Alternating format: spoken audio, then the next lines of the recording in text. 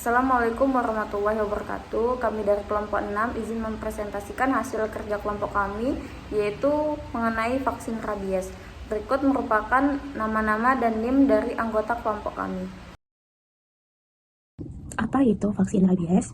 Rabies atau penyakit anjing gila adalah penyakit infeksi akut pada susunan saraf yang disebabkan oleh virus rabies. Rabies tersebar hampir di seluruh benua kecuali Antartika.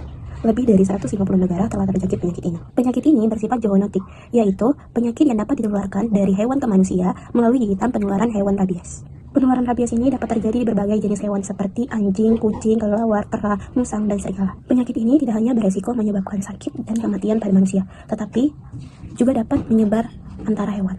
Ketahanan virus rabies bergantung pada lingkungan. Virus dapat bertahan 30 menit pada suhu 56 derajat dan tetap hidup selama 2-3 menit dalam kondisi kering pada suhu 100 derajat Celcius. Virus rabies dapat bertahan dalam air liur hingga 24 jam pada suhu tinggi, sementara dalam kondisi kering beku pada suhu 4 derajat Celcius.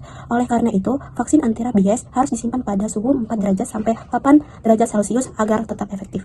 Meskipun virus ini cukup tahan dalam kondisi tertentu, paparan langsung terhadap sinar matahari, sinar ultraviolet, serta zat seperti larutan asam dan basa, pelarut lemak atau eter dan kloroform, natrium dioksikolat, dan air sabun dapat mudah membunuhnya. Oleh karena itu, jika tergigit hewan yang berpotensi membawa rabies, segera cuci luka dengan sabun selama 15 menit untuk mengurangi resiko infeksi. Patofisiologi penyakit rabies terdiri dari dua fase utama, yaitu masuknya virus ke dalam tubuh dan penyebarannya ke otak. Virus rabies masuk ke tubuh manusia melalui luka gigitan atau cakaran hewan yang terinfeksi. Setelah masuk, virus mulai bereplikasi di jaringan otot sekitar luka dengan mengikat reseptor nikotinik asetilkolin pada ujung saraf motorik, sehingga virus dapat masuk ke dalam saraf perifer. Virus kemudian menyebar secara retrograde melalui akson saraf motorik dan sensorik menuju sistem saraf pusat, dengan kecepatan sekitar 12-100 mm per hari. Pada fase ini, yang disebut fase inkubasi, gejala belum muncul dan sistem imun belum mengenali virus karena virus dapat menghindari deteksi imun. Setelah mencapai otak, virus melakukan replikasi cepat dan menyebar luas, terutama di daerah sistem limbik, hipotalamus, dan batak otak, yang menyebabkan inflamasi otak atau encephalitis. Virus rabies akan menyebar melalui fast axonal transport dari neuron ke neuron, melanjutkan replikasi, dan semakin progresif menuju ke sistem saraf pusat. Penyebaran pada neuron ini difasilitasi oleh reseptor P75-NTR yang menyebabkan transportasi virus secara cepat menuju sistem saraf pusat. Kemudian sampai ke batak otak menuju substansi yang lebih dalam, di mana virus berproliferasi lebih lanjut dan menyebar luas ke sel saraf otak, terutama sel-sel sistem limbik dan hipotalamus. Gangguan ini menyebabkan blokade neurotransmitter dan disfungsi neuron yang luas, yang berkontribusi pada gejala neurologis dan kematian pasien dalam waktu singkat, setelah munculnya gejala klinis, yang dimana gejala klinis ini akan muncul saat sudah melewati sawar otak atau blood-brain barrier, yang artinya infeksi sudah sampai di sistem saraf pusat. Hal itu dikarenakan virus rabies memiliki kemampuan untuk menghindari respon imun lebih awal. Selanjutnya, gejala rabies. Gejala rabies yaitu terdapat luka gigitan dari hewan seperti anjing, kucing, dan kera. Kemudian nafsu makan akan hilang, sakit kepala, demam tinggi, menggigil, mual, muntah, kesulitan menelan, hingga kesulitan tidur. Gelisah, adanya rasa panas atau nyeri pada tempat gigitan, dan sering menjadi gugup. Takut dengan air, suara keras, dan cahaya dan angin. Air liur dan air mata akan keluar secara berlebihan. Kejang-kejang disusul dengan kelumpuhan.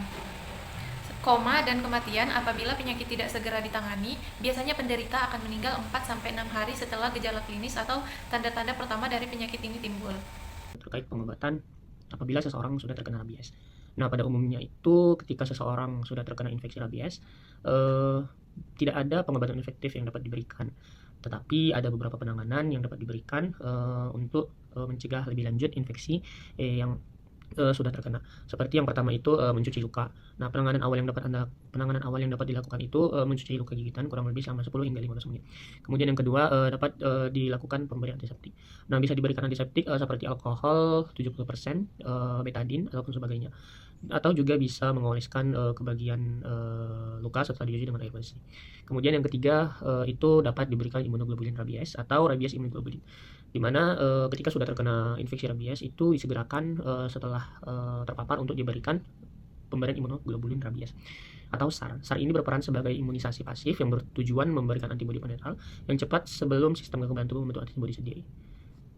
Adapun tujuan pemberian vaksin anti rabies adalah untuk membangkitkan sistem imunitas dalam tubuh terhadap virus rabies dan diharapkan antibodi yang terbentuk akan menetralisasi virus rabies. Namun, bila virus rabies telah mencapai susunan saraf pusat, pemberian vaksin anti rabies ini tidak akan memberikan manfaat lagi. Sedangkan tujuan pemberian serum anti rabies adalah untuk memberikan kekebalan pasif dalam 7 hari pertama, di mana pada masa itu belum terbentuk imunitas terhadap virus rabies. Namun, pemberian vaksin anti rabies dan serum anti rabies perlu dipertimbangkan kondisi hewan pada saat pajaan terjadi, hasil observasi hewan, hasil pemeriksaan laboratorium, spesimen otak hewan, serta kondisi luka yang ditimbulkan. Pada saat pemberian PAR, perlu ditelusuri apakah penderita luka gigitan pernah mendapatkan vaksin anti rabies secara lengkap sebelumnya. Kecenderungan merambatnya penyebaran rabies di Indonesia kemungkinan karena cakupan vaksinasi yang belum terlalu memadai atau dikarenakan kurangnya kesadaran masyarakat untuk melakukan vaksinasi atau akses yang terbatas dalam memperoleh vaksinasi rabies. Setelah vaksin diinjeksikan ke dalam tubuh, patogen yang terdapat pada antigen dalam vaksin akan menarik sel dendrit, monosit, dan neutrofil yang beredar di dalam tubuh. Adanya sinyal bahaya yang dikeluarkan oleh antigen atau adjuvan vaksin akan mengaktifasi sel dendrit dan monosit. Aktivasi tersebut akan mengubah reseptor dan merangsang respon imun bawaan dan adaptif, yang pada akhirnya menciptakan sel B dan T memori, yang memberikan perlindungan imunologis yang tahan lama terhadap virus.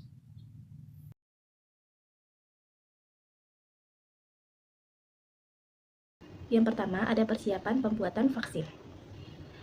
Pada pembuatan vaksin, digunakan bahan sel BHK21 dengan jumlah 3 kali 10 pangkat 7 dimasukkan ke dalam sel factory.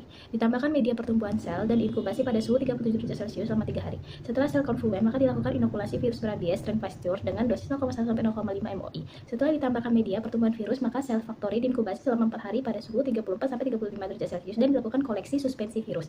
Dilakukan proses inaktivasi dengan beta-propiolactone atau BPL pada suhu 4 sampai 8 derajat Celcius, dihomogenasi selama 2 hari dan dilakukan proses kontrol uji aktivasi pada sapling IC 0,03 mili atau IC selama 14 hari dan tidak boleh ada kematian. Setelah selesai uji inaktivasi dan dinyatakan aman dan memenuhi syarat, maka suspensi antigen siap diformulasi.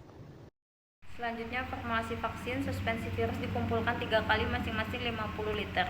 Suspensi 1, 2, dan 3. Masing-masing suspensi dibuat jadi 2 jenis vaksin. Yang pertama ada vaksin Neurabivet, formulasi lama, kemasan 10 dosis. Yang kedua ada vaksin Neorab G7, formulasi baru, kemasan 1 dosis. Ulangan 3 kali untuk masing-masing vaksin 1, 2, dan 3. Bentuk adjuvannya ada aluminium hidroksid 1%, disterilisasi di autoklaf 121 derajat Celcius selama 60 menit. Dicampurkan dengan suspensi virus inaktif lalu dihomogenisasi pada suhu 4-8 derajat Celcius selama 3 kali 24 jam.